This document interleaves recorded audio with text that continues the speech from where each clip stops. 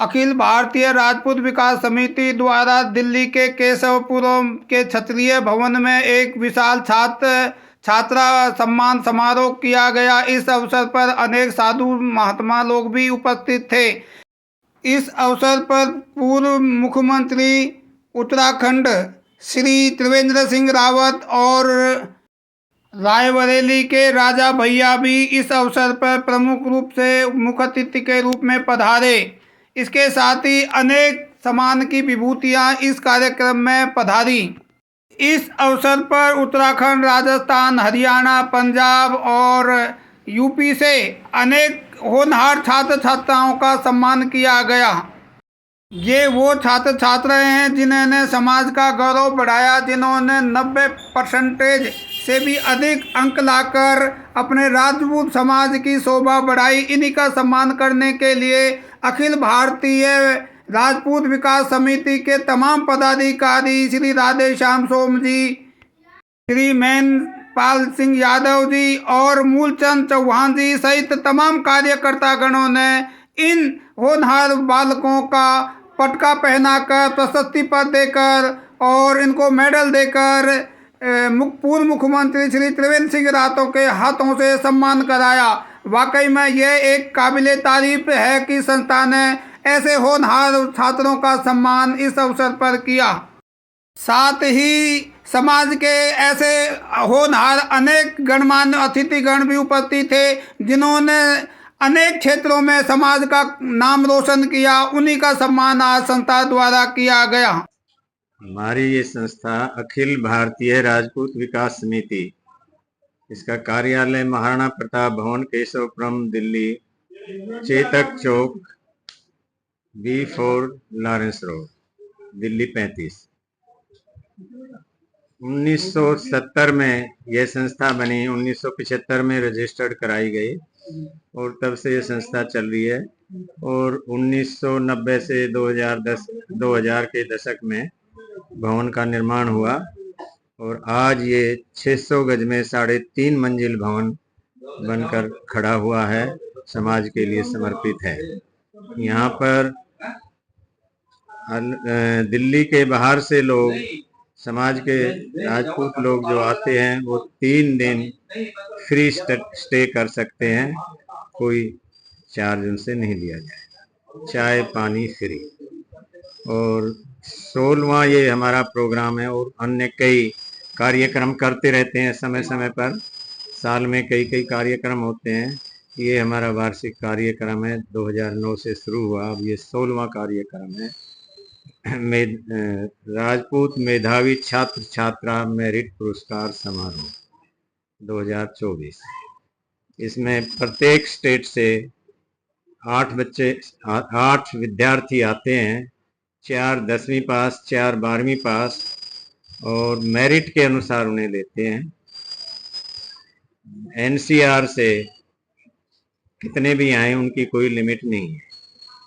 बाहर से जो स्टूडेंट्स आते हैं उनके लिए, दिल्ली के बाहर से जो NCR के बाहर से, उनके लिए 2nd क्लास का किराया छात्र के लिए फ्री है और यहाँ रहने ठहरने की, खाने पीने की व्यवस्था फ्री की जाती है।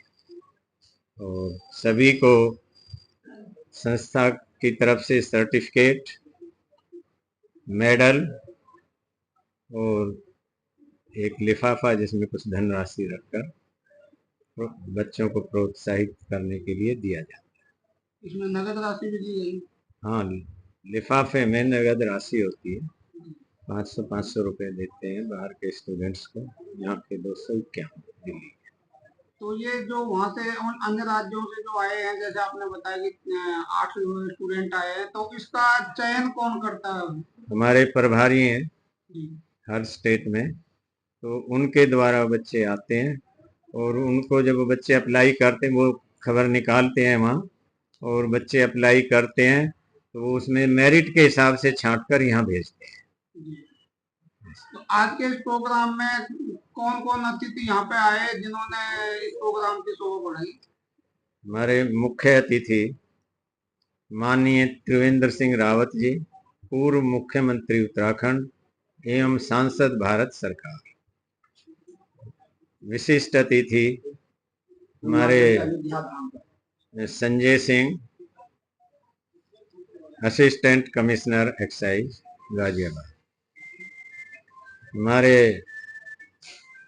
अशोक ठाकुर मुख्य वक्ता के रूप में, और अध्यक्षता की माननीय कौशलेंद्र सिंह बड़े राजा रायबरेली, और अन्य कई जैसे यहाँ के लोकल नेता, हमारे विधायक, चेयरमैन, निगम पार्षद, कई लोग आए, योगेश वर्मा जी और आपके गुलाब सिंह राठौर जी और अन्य कई सीनियर एडवोकेट सुप्रीम कोर्ट के कई आए, और हाई कोर्ट 30,000 के एडवोकेट काफी आए।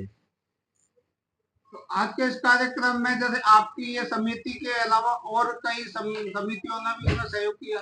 नहीं, ये फंक्शन हमारी अखिल भारतीय राजपूत विकास समिति अपने अकेले उस पर करती है खर्च पर, और संस्थाओं को इसमें निमंत्रण देते हैं अतिथि के रूप में, उनका स्वागत करते हैं। आज का आपने भव्य कार्यक्रम किया, तो दिल्ली, एनसीआर और देश के तमाम क्षत्रिय समाज के आप क्या संदेश देना चाहेंगे? हम अपने संस्था की तरफ से पूरे राजपूत समाज को बताना चाहते हैं कि हमें अब पहले की तरह नहीं देखना चाहिए कि ये तलवार का जमाना नहीं है, इसमें कलम की लड़ाई है और वोट की लड़ाई है। तो हमें कलम के लिए अपने जो आगे आने वाली पीढ़ी है, बच्चे हैं, उनको प्रोत्साहित करना चाहिए कि अधिक से अधिक मन लगाकर पढ़ें और अच्छे पदों पर जाएं, अच्छी सेवा करें, जो देश का भी निर्माण करें और अपने आप को भी सुधारें, समाज का भी कल्याण करें। ठाकुर साहब, अखिल भारतीय स्तर पर बहुत सारी संस्थाएं चल रही हैं, बहुत सारी महासभाएं चल रही हैं, ऐसे में आपकी भी अखिल भारतीय जो समिति है, इससे जुड़ने के लिए आप क्षत्रिय समाज के लोगों को क्या कहना चाहेंगे? किस रूप में वो जुड़े आपसे? जुड़ने का खाली ये मतलब नहीं है कि आए और यहाँ फंक्शन किया और खाना खाया, जय बोली, चलेंगे। हमारी संस्था के संस्थापक में से एक आज भी बैठे हुए हैं श्री महेंद्रपाल सिंह राघव जी, और हमारा ये सौभाग्य है क्योंकि उनका संरक्षण हमें मिल रहा, और उनका गाइडेंस और उनका दिशा निर्देश और उनका अनुभव जो हमें मिला, वो हम मानते हैं कि हमारा ये सौभाग्य बहुत बड़ी बात है।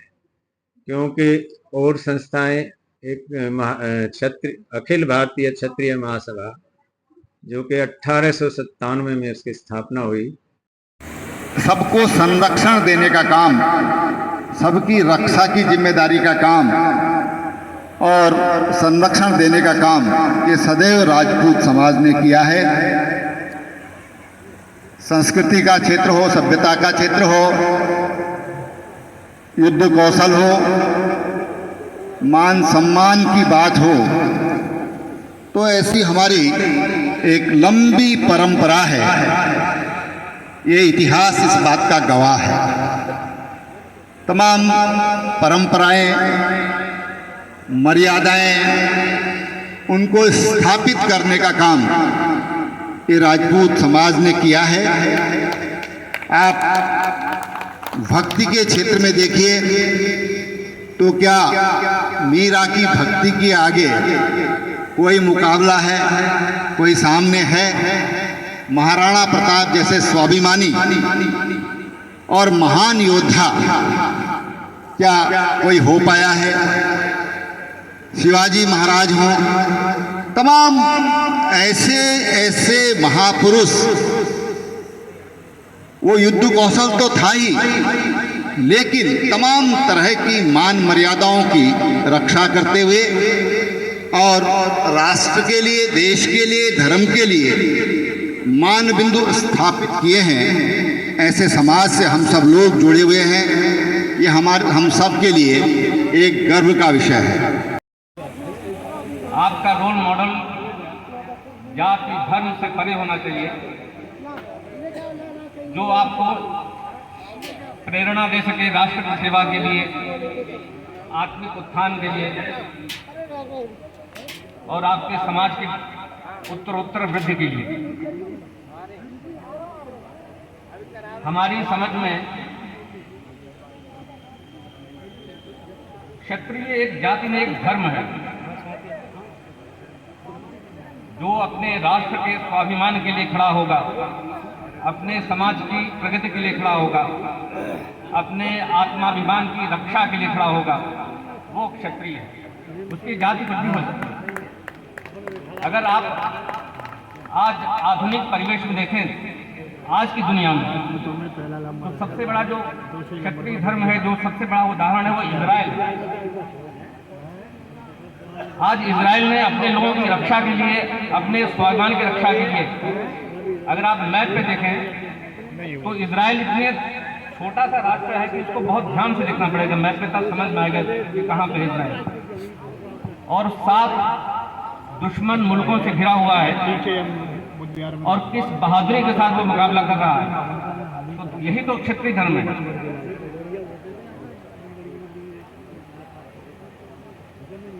जैसे हमने बच्चों से कहा कि हमारे जो रोल मॉडल हों, इस तरह के निष्कलंक निष्कपट व्यक्ति हों, व्यक्तित्व हों, इन पे कोई उंगली न उठी हो कभी।